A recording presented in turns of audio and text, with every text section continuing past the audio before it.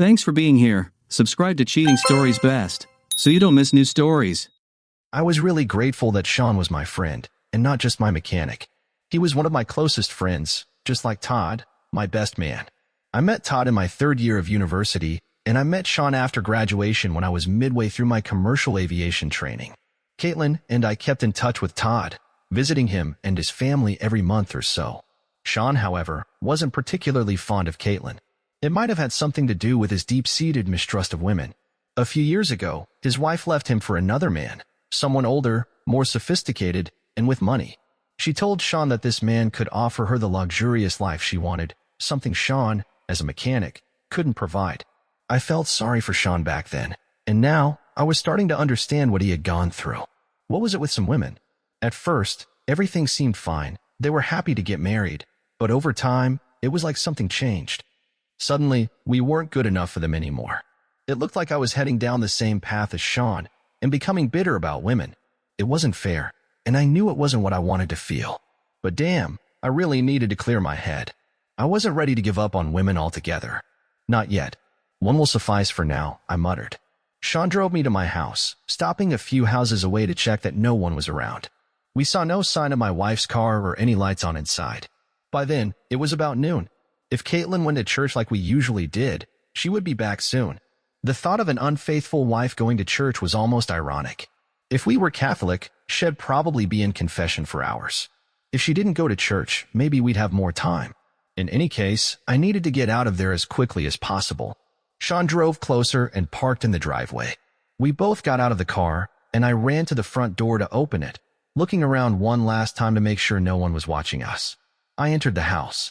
When I stepped inside, the living room was cleared out, as if the events of the previous night had never happened.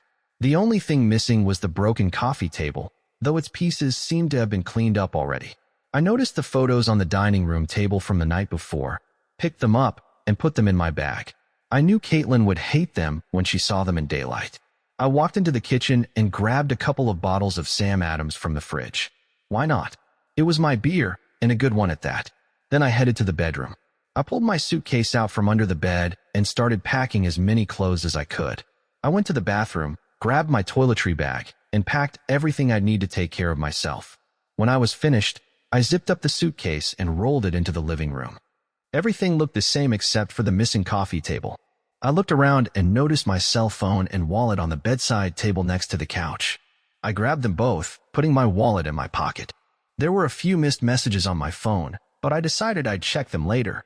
I walked into my home office, grabbed my laptop bag, and opened our small safe. Inside, I took out my passport and some cash. I wasn't sure when, or if, I'd return to this house. When I finished packing, I returned to the living room. I looked around for a long time, realizing I would truly miss this house, these walls. Everything here held memories, and it broke my heart to leave it all behind. There were family photographs on the mantle, one of which I particularly liked. A photo from when we visited Caitlin's parents for Christmas about 3 or 4 years ago. I stared at it for a moment, feeling the weight of my anger. "Damn you, Caitlin," I shouted into the empty room. Sean didn't say anything, just letting me vent my frustration. I realized, with a sinking feeling, that I didn't want to keep any of those memories now. I looked around the room again, and then I spotted one photo I knew I wanted to keep. It was hanging above the sofa and showed me with my daughter when we went fishing. She couldn't have been more than 7 years old at the time. I took the photograph off the wall, placing it gently in my bag. I packed my suitcase and took one last look around the room. Sean and I finished our beers, left the empty bottles on the table, and headed out. As we reached the door, my daughter stood in the doorway, beautiful as always, with her hands on her hips. She looked shocked, to say the least. I had hoped to avoid this meeting, but deep down, I was glad she was here so I could say goodbye. I loved her almost as much as I loved her unfaithful mother, and now, perhaps even more. "Dad, what's going on?" she asked, her voice filled with confusion. I couldn't lie to her, but I had to leave out some details about my future. "Darling, after yesterday, your mother and I are facing some very serious problems. I need to go away for a while to sort out my thoughts." She seemed stunned. "What happened?" "All I can say is that your mother and I are having a hard time right now. I don't know if she told you, but yesterday we had a big argument. I'm going through a lot right now, and I'm not sure if your mom and I can overcome it. But I want you to know that I love you with all my heart." I'll always be here if you need anything. I walked up to her and hugged her tightly. I hadn't talked to her mother yet, and I was unsure how things would unfold. "Dad, what happened?" she asked, her voice trembling. I paused, trying to find the right words. "The fact is, your mother was upset with me. She thought I cheated on her. And before she even talked to me about it, she did some things to get back at me." She pulled away slightly, her frown deepening. "So, you cheated on her? Did you cheat on Mom?" she asked, her voice sharp with accusation. "Absolutely not," I replied, calmer than I actually felt. Inside, I wanted to break something, but I held it together for her sake. I would never do that. She seemed to process my words, and I could see the tension in her face ease just a little. "What do you mean when you say she took revenge on you?" she asked quietly. "You'll have to ask her about that, honey. I'm in too much pain to talk about it right now." An expression of pain crossed her face as she began to understand the gravity of the situation. I was afraid of how she would handle it, but she just nodded, tears welling in her eyes. All I could do was hold her and try to give her the strength to get through it. The truth was, I wasn't sure I had that much strength left myself. After a few minutes, she was finally able to calm down and let me go. My heart broke knowing she'd probably face even greater challenges ahead. "Damn it, Caitlin, if you had just come to me first," I thought bitterly. "Honey, remember that nothing that happens between me and your mother is your fault. Do you hear me?" I said, trying to reassure her. She nodded in response, her eyes red from crying. "Maddie, if anything happens, call me on my cell phone. When Mom comes back later, just tell her I need to go away to think, and I'll call her when I'm ready to talk." "Okay." "Okay, Dad," she said, sobbing again. "Are you going to get a divorce?" Tears welled up in my eyes again, and I tried to hold them back. "Honey, honestly, I don't know," I said softly. "I really love your mom, but I need time to think. No matter what, know that your mother and I both love you very much. You can always trust me, okay?" She nodded again, but she still looked like she was about to burst into tears. She was so strong, and it saddened me to see how my little girl had grown up. Maybe it's part of life, but it's hard to watch kids grow up. Anyone with children knows exactly what I'm talking about. She came up to me, and we hugged again, saying goodbye. "I love you very much. I'll definitely call you. You can count on it." "I love you too, Dad," she said, her voice trembling. I turned around and opened the front door. Sean was waiting for me outside. He had already carried a few of my things out while I consoled my daughter. I grabbed my laptop bag and slung my gym bag over my shoulder. We got into our cars and drove back to his place. The ride was quiet and gloomy, and even the overcast sky seemed to reflect my mood. I couldn't help but wonder where Caitlin was now. The more I thought about it, the more irritated I became. My partner definitely wouldn't escape the consequences. This was the only thing I was sure of.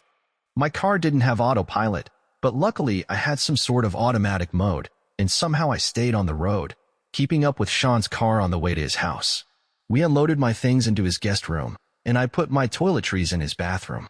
We sat across from each other in silence for several minutes, more lost in our own thoughts than in conversation. "That's it. I've had enough," Sean finally said. "I'm taking you to get drunk. Enough of this blues. Let's go right now." Sean was clearly feeling like I did, tired of the suffocating melancholy that hung over us like a cloud. I muttered in response, trying to show some agreement, but in reality, my mood was far from cheerful. It seemed like high society was waiting for me at such an event. I'll be honest, I'd like to say that Sean and I had a great time, laughed, and just relaxed, but that would be a lie. I still felt miserable. However, after a certain amount of drinking, I began to find humor in things. Tequila, it seemed, was my downfall. As far as I remember, that was it. Sean had us serve small shots of tequila one after another, and somewhere along the line, I passed out. I only have fragmented memories of the moments when I was still conscious, but mostly, I remember waking up still drunk. I lay on the floor next to the sofa, feeling as though I had been spun through a centrifuge. To top it all off, I was pretty sure I had nothing to my name at that moment. I didn't want to know what happened, and thought that losing consciousness was probably the best thing that had happened to me in the past few days. God, it was only 3 days ago that my wife, daughter, and I had such a nice dinner together. How could it all fall apart so quickly? I slowly stood up, walked into Sean's kitchen, and started brewing some coffee. After that, I went into his bathroom, got under a hot shower, and let the streams of water flow over my head and back. The warmth brought me back to life. I turned the tap even hotter, and the water almost burned my skin, but it felt good. Finally feeling better, I turned off the water, dried myself off, and walked out. Today was a new day. I'd find some ibuprofen, grab some freshly brewed coffee, and decide what to do with the rest of my life. I also had to figure out how to deal with my ex-partner and my stubborn wife. Thinking about the situation and putting myself in the shoes of an outside observer, I realized that Caitlin might not have been in a long-term affair with this man, but that didn't make the pain any less real. Sitting in the kitchen, drinking coffee, I again became lost in thought. Sean came out, looking as bad as I felt on the inside, and sat down across from me. "Dude, we definitely shouldn't drink tequila together," he remarked. "I agree, Sean, but I don't even remember what we did or didn't do. I seem to remember drinking tequila off some girl's belly, you trying one of those flaming shots, and me juggling jelly shots and rum and cokes. Damn, why did we drink last night?" I said with a slight chuckle. "It's all about therapy," he said, circling the word therapy in the air with his fingers. Then he put his head in his hands and whined. "Oh, I feel so bad." "You look like a reanimated corpse," I added. We sat there for a little longer, feeling sorry for ourselves and reminiscing about our stupidity. After a while, he stood up and offered a hug. I held back, trying not to cry again, but in my heart, I knew it was really necessary. This was therapy. Sean disappeared back into the bathroom, repeating the same ritual as me, hot shower and steam, while I poured myself another cup of coffee and found some ibuprofen. I swallowed 4 tablets, drinking the hot coffee, burning my gums, not paying attention to the sensation.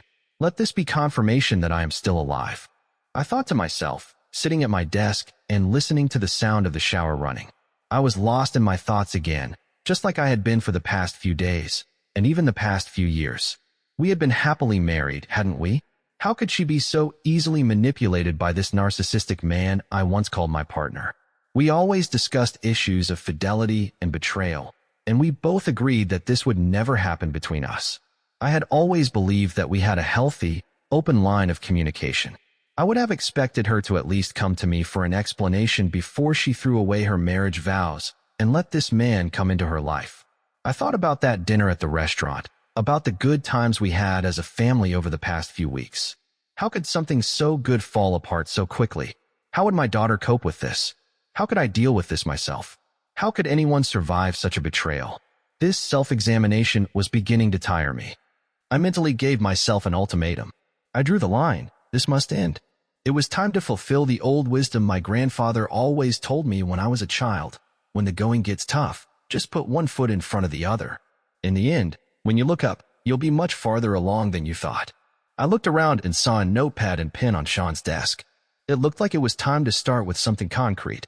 I tore the sheets into 2 pages and began to write. First page, priorities 1. Find a way to punish Cyrus harshly. 2. Deal with Caitlin, either take final revenge or just leave. 3. Sell everything related to rapid relief logistics. 4. Move, but where? 5. Keep in touch with Maddie. 6. Reimburse Sean for everything he helped me with during this time. Second page, what you need to implement. 1. Divorce lawyer. 2. Corporate lawyer. 3. Several phones with disposable SIM cards, perhaps 3 or 4. 4. Find housing. It was a small notebook, and it could all fit on 1 page, but I needed to physically separate the tasks to realize their seriousness. As I was sketching out this list, I nodded internally. Yes, this was a start. Now I needed a plan to put it all into action. Of course, in reality, it would be more difficult. I wasn't James Bond, and I couldn't rely on an arsenal of spy tricks. I would have to gather more information and plan step by step.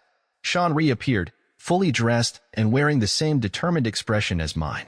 We finished another cup of coffee in silence, broken only by the echoes of our own thoughts. Finally, I couldn't stand it anymore. "Sean, I might need your help with some of the ideas I've been throwing around here," I said, handing him the notepad. He read each line, nodding a couple of times before returning the notebook to me. "Yes, you'll definitely need help. I can help in many ways, but I won't be getting involved with Cyrus. I'm not going to jail again. I'm sorry I hid it when you hired me. Most people don't like the idea of an ex-convict working for them, regardless of the job. I'm sorry I didn't tell you sooner." "Sean, don't worry," I replied. "I trust you completely. Otherwise, I wouldn't have hired you. Besides, Someday I might ask you to tell me why you were imprisoned, I added with a smile. Okay, he said with a grin. Thanks. Well, as for your list, you need to find a place to live. You can stay here, but eventually, you'll have to find something permanent. Second, I know a good divorce lawyer. Her name is Sandra Collins. She's tough, a great negotiator, and she won't let you get lost in legal complications.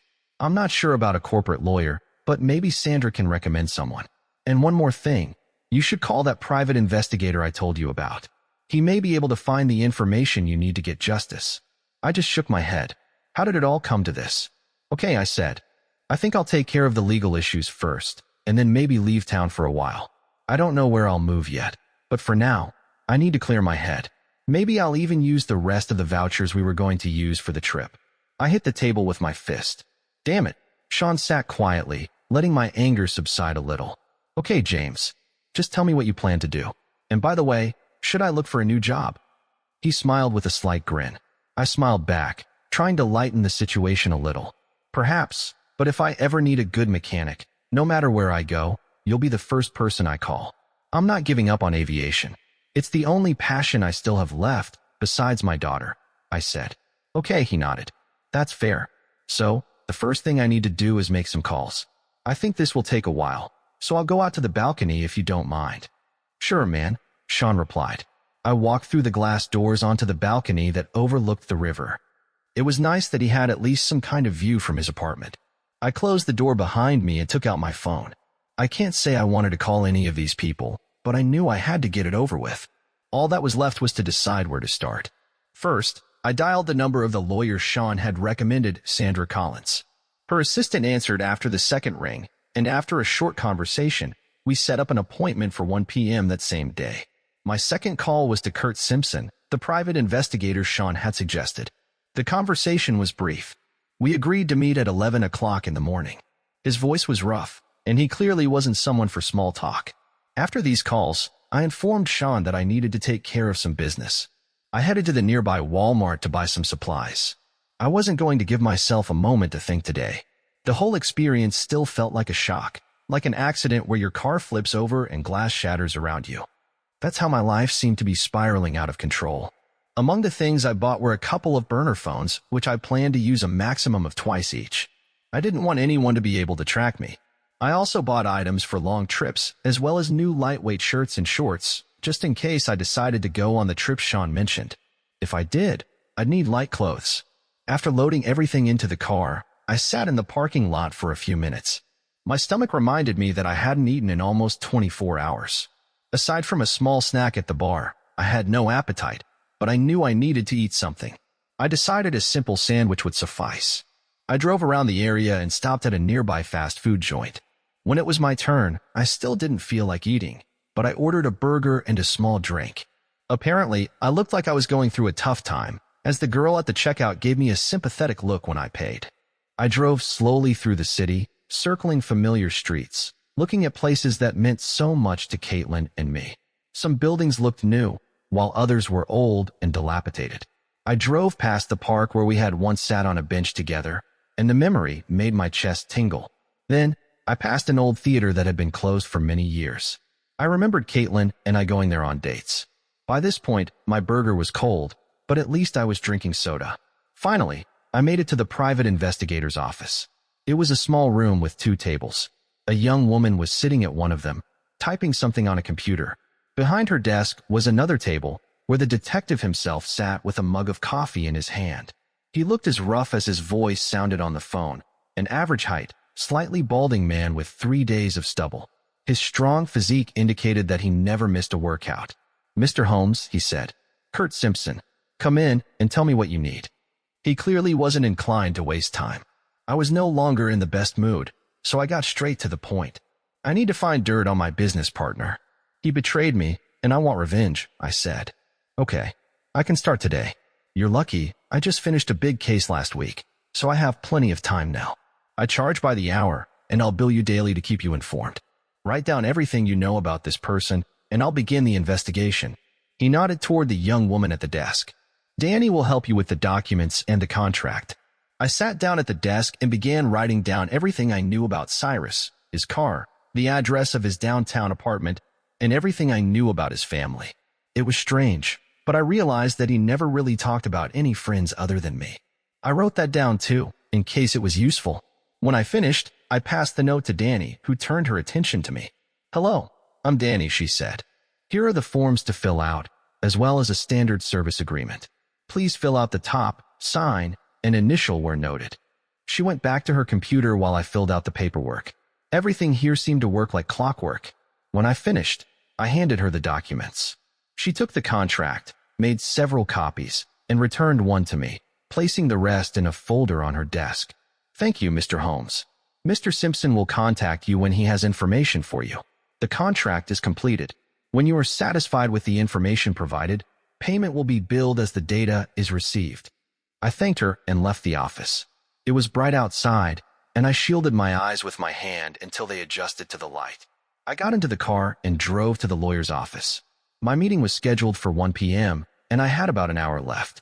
Sitting in the car, I decided it was time to check all the missed calls and messages. My phone had been ringing all day, but I had ignored it.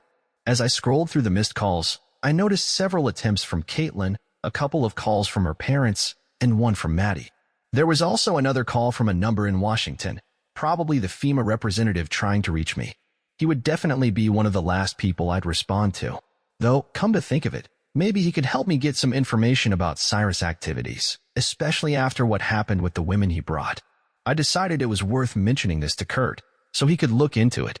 I started listening to the first voicemail from Caitlin. They were tearful apologies. She repeated that she loved me and begged me to come back. By the third message, I couldn't bear to listen any longer, so I turned off the recording. To hell with her, let her live with what she did. The message from her mother was cryptic. Apparently, Caitlin hadn't told her parents the full story. Her mother said encouragingly that Caitlin and I could survive this conflict and restore our family. The message from my daughter simply said that she wanted me to come home and that she loved me. I adored her with all my heart. It wasn't fair to her that she had to suffer because of all this. I called her back and said that I would try to sort everything out. I said goodbye, telling her I loved her and that we would see each other soon. I didn't want to stay on the line any longer than necessary for fear of losing my composure. The last message was from a FEMA representative confirming our agreements made on Saturday. The person on the other end of the line spoke briefly and formally, and I began to suspect that he might be aware of part of the scheme that Cyrus seemed to have pulled off. Thinking back to that evening with the girls, it really did look suspicious. Everything was too convenient for Cyrus.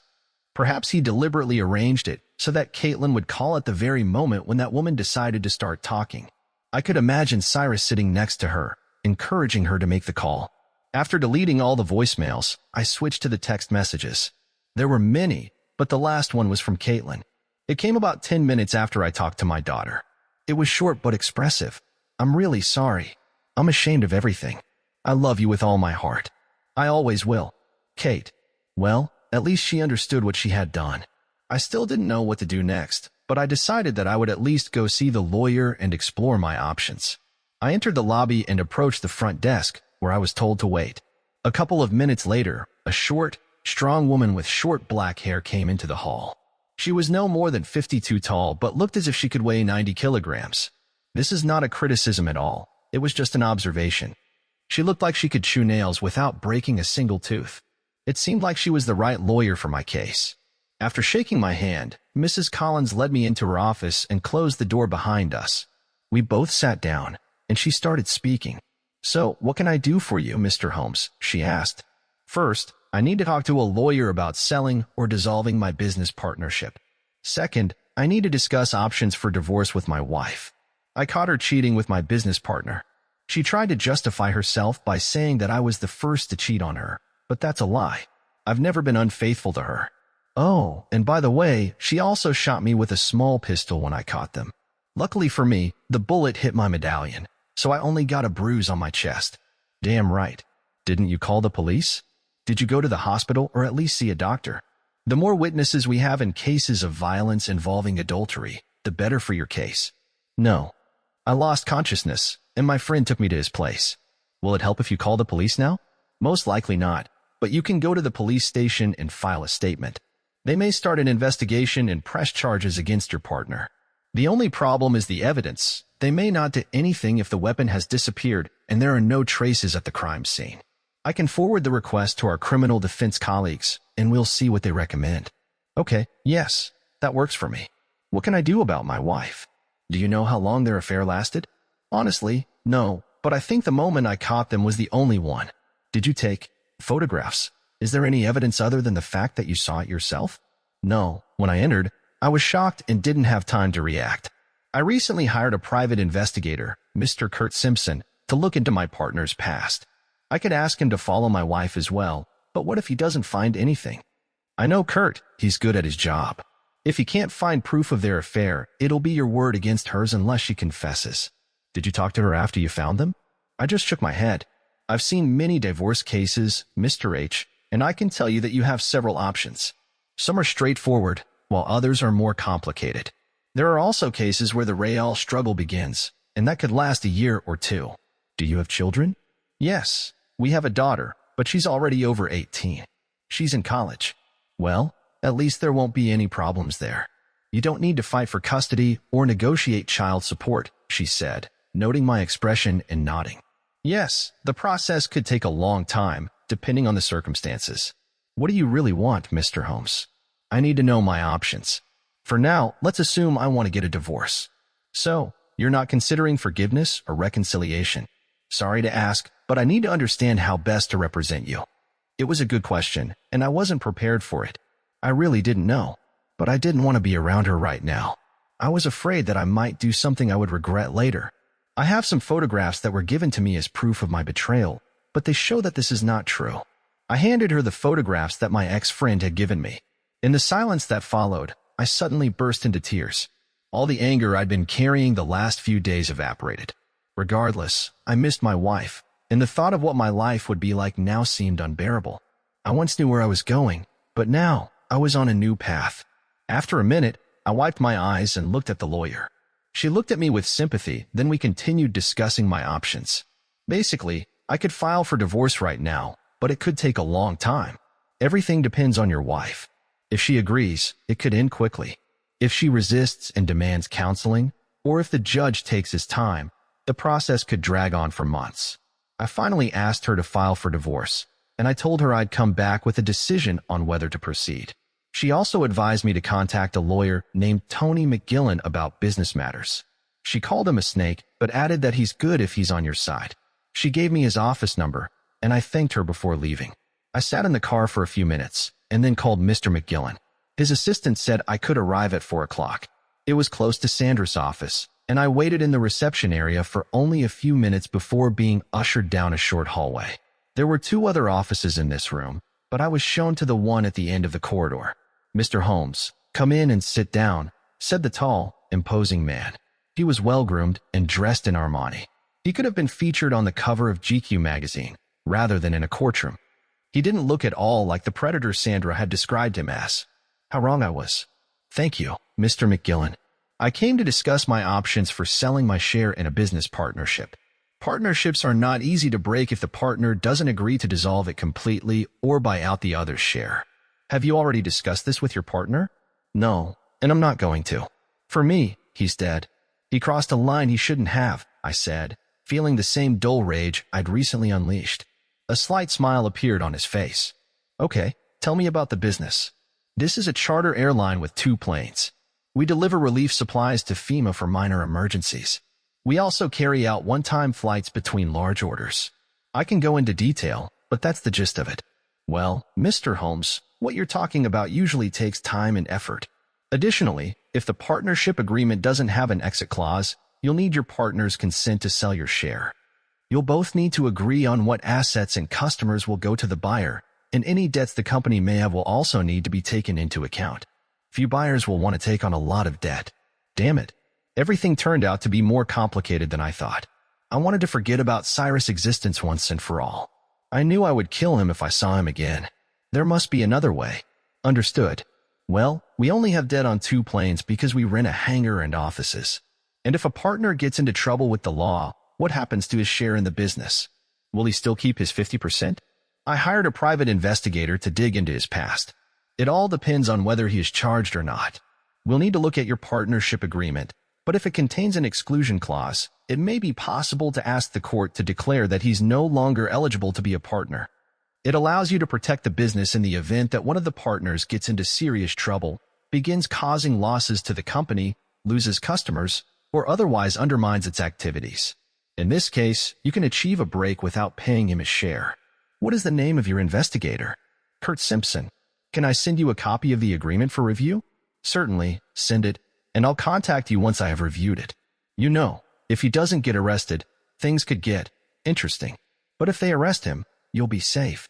If the case goes to trial, even though it won't be easy, I can get you the result you want. It will just take more time. Don't worry. I'm pretty sure Cyrus will paint himself into a corner soon.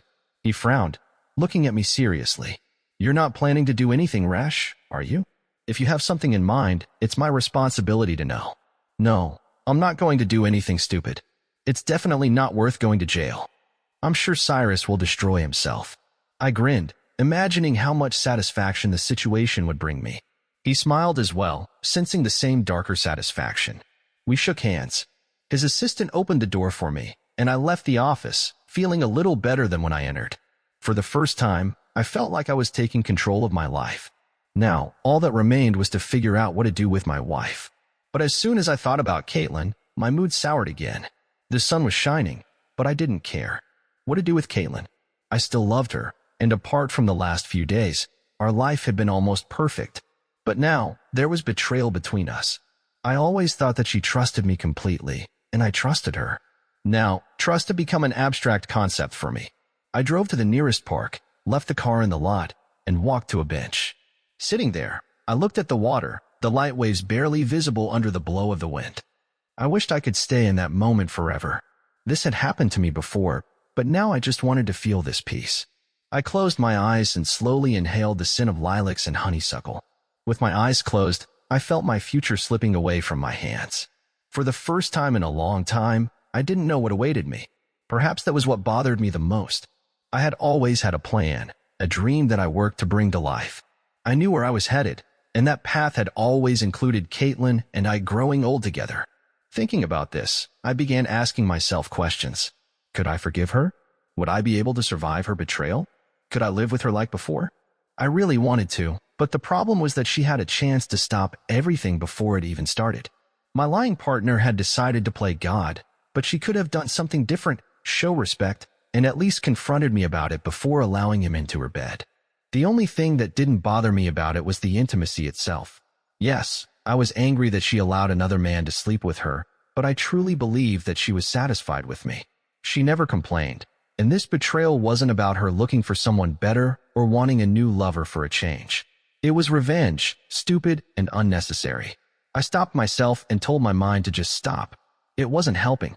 I would talk to her, give her a chance to explain herself, but I knew that for now, I would likely struggle to be around her without breaking out in anger. I would call her, but only when I could completely calm down. An hour spent on a bench alone turned out to be incredibly healing. The warm weather, the sun, and the light breeze worked their magic. I finally felt an inner peace that I hadn't experienced in a long time. I was ready to call her, and that's exactly what I did. She answered on the second ring. Her voice was weak. Hello? James, is that you? I thought about scolding her, but I kept my tone even. Yes, it's me. She immediately burst into tears, and it broke my heart. I didn't say anything, but damn, how can love be so painful? She sobbed, I'm so sorry. I never meant to hurt you. I'm glad you called. I miss you so much, she paused, as if she wanted to say something else but restrained herself. I was almost about to console her but stopped myself. Why had she left me when I was hurt? Why didn't she try to stop everything before it got this far? Too many questions were running through my mind, and I needed to say something. Caitlin, I don't even know where to start, but I'm sure we both have things to regret. First of all, I never cheated on you, ever. Did you even look at those photos? The woman I allegedly had a night with is you. She interrupted me, shouting. What? No. Oh my God, Cyrus. At that moment, she burst into tears again.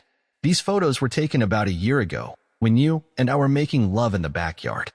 It looks like someone snooped and took pictures. I continued, trying to convey my feelings to her. I'm sorry that you were deceived, but obviously, you didn't trust me enough to just come to me and ask in the first place. I fell silent, leaving the thought hanging in the air. She didn't answer. Her sobs continued to sound in the receiver. It was clear that this conversation would not be easy. She calmed down. Her sobs turned into quiet signs, and she finally spoke, clearing her throat. "James, I feel such shame and horror that I can't even explain. I know there have been difficulties between us lately, but I still want to be your wife. I never stopped loving you, even when I thought you betrayed me. I reacted so badly because I thought you deceived me." She began to cry again, but continued through her tears. "Oh God, James, I'm so sorry." I gave her a moment to calm down again and then continued. "The second thing that bothers me a lot is why did you just leave me? You knew he shot me, and you still called Sean to come pick me up. Did you run to Cyrus?" "No," she interrupted. "He wasn't important then or now. I never want to see him again." "Okay, then why did you leave me? Why didn't you stick around to help?"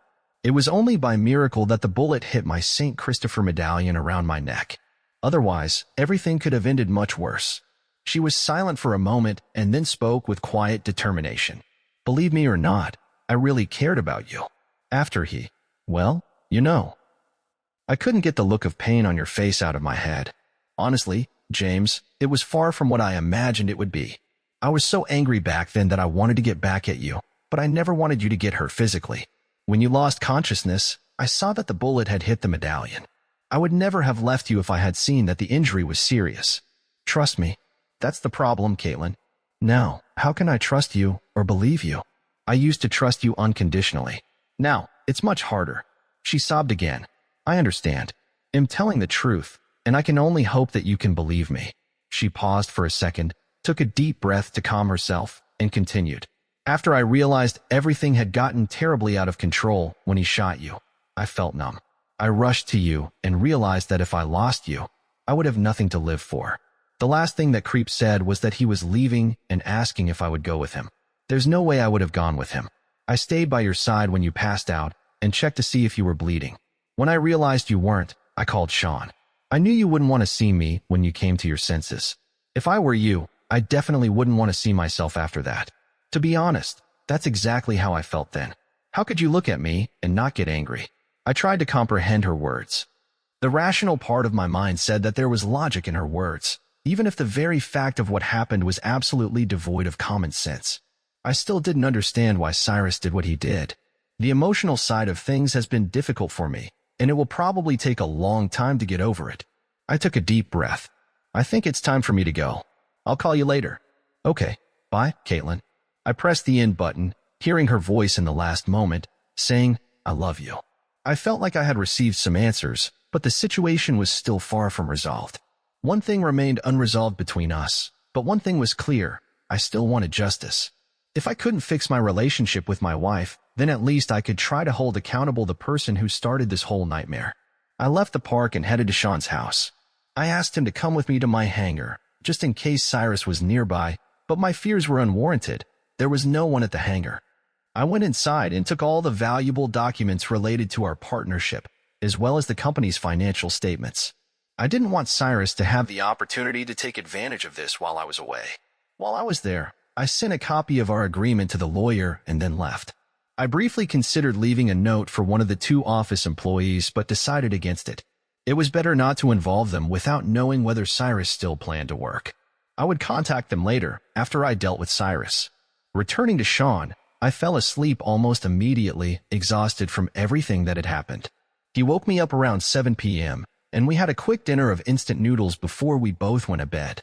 The night was restless, filled with nightmares. In one dream, I was flying and then suddenly began to fall. In another, I watched Cyrus take possession of my wife over and over again.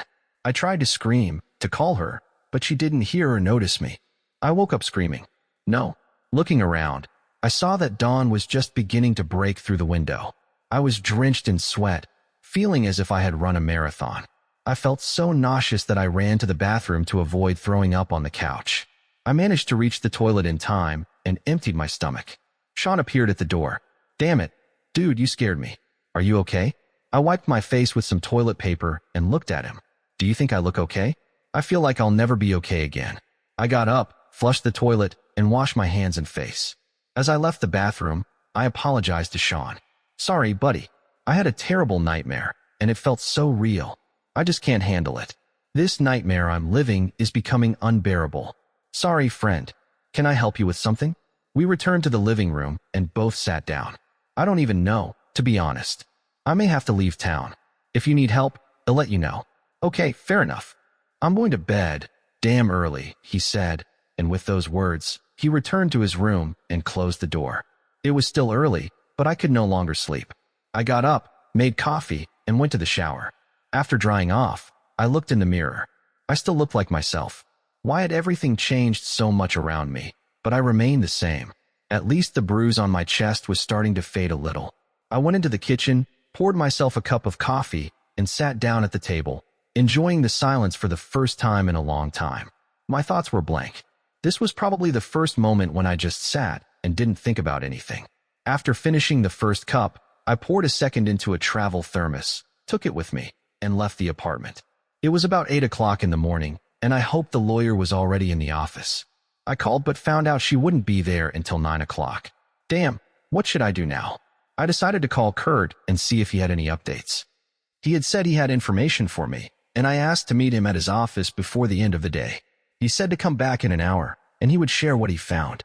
Since I had an hour to kill, I decided to stop by my house. Nothing makes you remember your pain more than looking at what you missed so badly. Since it was a weekday, she had probably already left for work. As I pulled up to the house, I saw her car in the driveway.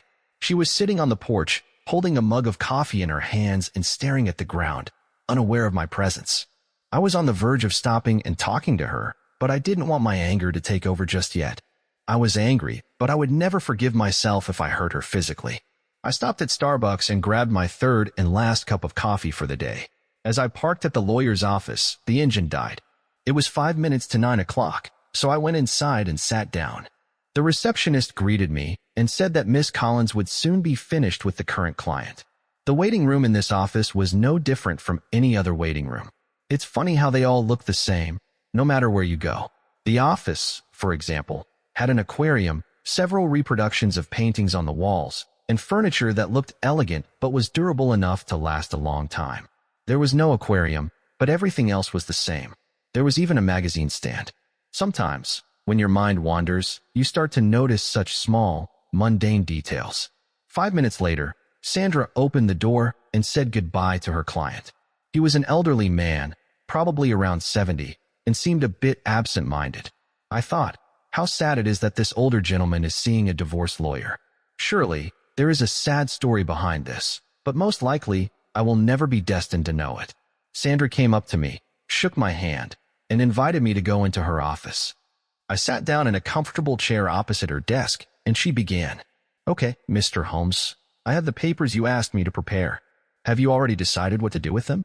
She tapped the stack of documents in front of her. Honesty is the best policy. Well, almost always, she added with a slight smile. To be honest, no, I haven't made a decision yet. I've thought a lot about the situation, imagined several options, but am not ready to take any action just yet. Perhaps I'm a coward, but I just can't decide on a specific step. That's completely understandable, and you really should take your time to think it over. Moreover, it's much better to make an informed decision in a calm state than under the influence of emotions, she said reassuringly. In the heat of the moment, I nodded, encouraging her to continue. So, at your request, I have prepared a petition for divorce on the basis of irreconcilable differences. You decided not to submit documents due to infidelity. The proposed amount for the division of assets and alimony payments is quite standard, as your child is no longer a minor, so there's no need to discuss custody or child support. I sat and thought about how dry and formal we were discussing the end of my marriage. It seemed like a clinical procedure. Either I agree to have this relationship surgically removed, or I try to let it heal. So, James, you now have two main options regarding these documents. There are 4 copies in total, one for our office, one for you, one for your wife, and one for the court. You can keep them and do nothing, in which case you will remain married. Or you can give one copy to your wife and file the other, which will begin the legal process that will result in the permanent end of your marriage. The last copy will remain with you, and ours will remain with us until we destroy it after a certain time. She stopped and her tone softened. James, this is a serious step. But now, everything is in your hands. I don't envy you, but this decision must be made by you. Let me know when you decide, and I will help you complete the process if you choose to move forward. She handed me 3 neatly stapled packets. She also gave me 3 large envelopes so I could keep them safe. I left one copy to read later. "Thank you," I said quietly. "I really appreciate your help. I will definitely think about it and let you know my decision." With that, we both stood up, and she shook my hand again. I nodded and thanked her heartily. "Thank you for everything. Please, James, I sincerely hope that you can work things out." I left her office in a state of slight shock. These papers meant the end of my marriage. Though, damn it, what was I imagining? The papers were just the finishing touch. My wife had gone after Cyrus, who was planning something far worse. The problem was, I wasn't sure if I was ready to drive in that final nail. I headed straight to Kit's office and entered. He was waiting for me and looked annoyed that I was 5 minutes late. He walked around the table and handed me an envelope. I found him last night and tracked him from his apartment to the warehouse. The photographs show everything I found. I've already reported this to the Bureau of Alcohol, Tobacco, and Firearms, and they are planning a raid within the hour. "Damn it," I muttered, looking at the photographs. Several grainy images showed Cyrus surrounded by weapons laid out on tables. Next to him stood pallets filled with all sorts of items, and at the very top were transparent bags with some kind of powder, probably banned substances.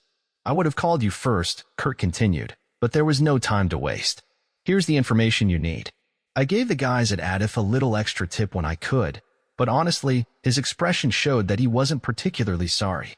To be honest, I didn't care.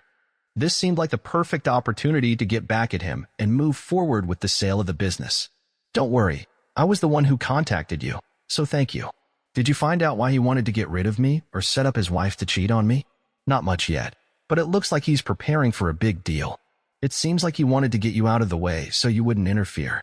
He somehow needed to transport all this stuff, and your planes were the ideal solution, but not if you were nearby and found out about it. I'll continue the investigation once he's arrested. Hopefully, they'll let me in for questioning." His explanation made me think. Once again, I was surprised I hadn't realized sooner that Cyrus was a liar and a fool. I promised myself I'd never be so naive again. I thanked Kurt and handed Danny my credit card to pay for the service. After she processed the payment and returned the card to me, I left the office. By this point, my stomach was growling, so I decided to stop at the local Denny's for something to eat. As I was eating my burger, the phone rang. I put it down, wiped my hands, and answered it. "Hello, this is James." "James, this is Tony McGillen. We have a lot to discuss. Have you heard the latest news?" "What news?" "I was just talking to Sandra about a possible divorce. For now, I decided to keep quiet about the meeting with the private detective. Sorry to be the bearer of bad news, but the ATF and FBI just raided a warehouse near the airport. Your friend Cyrus was there. They found a bunch of illegal substances and weapons. Apparently, he got involved with some shady people. He's behind bars. Looks like this could be your chance to solve your problem with selling your business." There was a hint of excitement in his voice. At least someone could find happiness in this situation. I was just relieved that Cyrus was finally facing some kind of consequence. I understood that Kurt's call to the feds played a big role in Cyrus' downfall, but I couldn't even begin to imagine the kind of mess he had gotten himself into. Feeling grim satisfaction, I replied, "So, now I can get rid of him and sell the business?" "Practically. I'll be filing a motion in the next couple of hours to remove him from the partnership. I doubt the judge will refuse given the severity of the charges against him. There's a chance that the court will impose a temporary restriction until he is convicted, but I warn you in advance. It's okay. Just start the process. Even if his share remains, I'll still sell mine. Will I need his permission if there's a temporary restriction?" "No, unless he files a counterpetition himself, but it's unlikely he'll be able to do that." I thanked him and hung up. After paying the bill, I left the cafe and got into my car. I stopped at the exit of the parking lot. Ahead was a road I had seen hundreds of times before, but now it felt like the road to freedom. I could free myself from so many problems just by driving down it. For the first time in a long time, I made a decision instantly, feeling freer, as though my life was in my hands again. I stepped on the gas pedal and drove to Sean's house. When I entered, Sean was busy with something. Seeing me begin to pack my things, he stopped in the doorway with a raised eyebrow. "Are you leaving, buddy?" he asked. "Yes, I need a little break from all of this. I'm not sure when I'll be back, but I just need a change of scenery," I replied, continuing to pack my bags. "You need a fresh perspective, but I definitely won't find it here. It's nothing personal." Yeah, everything's fine, he said, pulling 2 bottles of beer from the refrigerator and handing one to me. Any ideas where you'll go and for how long? I'm going to Hawaii. I think a piece of paradise will help me clear my head, I answered. Sean patted me on the shoulder. Okay, if you need company there, or when you return, you know where to find me. Hell, if I had the money, I'd gladly go with you. He smiled weakly. By the way, I don't know if you heard, but he was arrested this morning for serious crimes. I have discussed with my lawyer the issue of removing him as a partner, and I intend to sell the business, so maybe you should start looking for a new job. Everything will depend on the new owners. Sorry about that, but I'll do everything I can to make sure you and the others are safe and properly compensated. Thank you. You've always been a good boss and friend, he said, giving me a one-armed hug before walking out, leaving me to finish packing. I placed the spare key to his apartment on the kitchen table and left without looking back. We had already said our goodbyes, and there was no need to make a scene. On the way to the airport, I made 2 calls. The first was to my daughter, to let her know I was leaving. I knew she would be upset, so I tried to prepare her for it. What? Dad, you can't leave, she exclaimed. Honey, I'm not leaving for good. I just need to go away for a while, take a break. You can always call me, and I won't be gone for too long, I said softly. She sobbed, and I could hear her trying to pull herself together. Okay, Dad. Promise you'll visit me soon. I promise, Maddie. You'll never get rid of me, I said, smiling to cheer her up. Besides, you'll have a great excuse to visit me in Hawaii. Not the worst place to relax, right? Hawaii? You're going to Hawaii? Oh, Dad, I'm going to miss you so much, she replied, her voice lighter. I could tell from the change in tone that she was smiling again. I love you, Dad. I love you even more, I responded. Bye now. I hung up, and the smile quickly faded from my face. That conversation was both painful and touching. I loved her more than anything in the world, and it angered me that she had to go through all of this. As expected, the second call I least wanted to make was to my wife. How could I explain to her that she had shattered my idea of our ideal life? Perhaps this is part of the problem. I would likely need to do a lot of self-reflection during this trip. Hello, she answered almost immediately after the first ring. Hello, I'm calling to let you know that I'm going away for a while. I need some time to sort out my feelings. I already called Madison. She's aware, I said, trying to keep my voice steady. There was a brief hesitation. What about whether I want a divorce? I said, feeling anger rise up, though I didn't try to hide it. She gasped, and I heard her quietly sob. After a short pause, she spoke in a barely audible voice. I think I deserve it, but I'm begging you, please don't do it. I love you with all my heart, and I'm terribly ashamed of what I did. Trust me, I will regret this until the end of my days. Her voice cracked into uncontrollable sobs. Caitlin, my feelings for you and the pain of what you did are tearing me apart right now. This is my problem. I want to believe you, but I don't know what to believe. My whole life has turned upside down in just a few days. I took a deep breath, trying to steady myself. How could you? You didn't even give me a chance to explain, I said, anger overwhelming me again. I fell silent, taking a moment to calm myself. I could hear her sobbing loudly, probably in shock. I had never yelled at her, not even during our worst arguments. In a calmer tone, I continued, I'll be gone for a while and probably won't answer your calls. If you need someone to talk to, call our daughter. She is a victim in this, just like me, and right now she feels alone and hurt. I paused before adding, I have to go now, but maybe I'll call later when I've made up my mind. James, she sobbed, I'm scared. I love you so much and don't want to lose you. Oh God, I'm so sorry. At this point, her voice broke again into loud sobs. I couldn't find any compassion left in me. Goodbye, Caitlin, I said, then I hung up. I switched my phone to vibrate mode and put the earphone in my pocket. It was over. As I pulled into the airport parking lot, I found a space quickly, parked, and entered the terminal. I checked in my luggage, got my ticket, and went to the waiting area, where I planned to have a couple of drinks before the flight. Surprisingly, I didn't think about my ruined life at all. Instead, I just sat in silence, sipping my drink and observing the people around me. This had always been my favorite pastime, imagining what others were doing, what they were thinking, what their lives were like. I noticed an older couple sitting nearby. I looked around the airport, noticing a couple who seemed to be having trouble getting tickets. I wondered if they were going on vacation or returning home after visiting family. How long had they been together? Did they love each other as much as they did in the past? Nearby, I noticed a young woman in a flight attendant uniform sitting with a cup of coffee. Was she waiting for another flight? Or was she returning home after a long day of work? Did she have a boyfriend or husband waiting for her at home?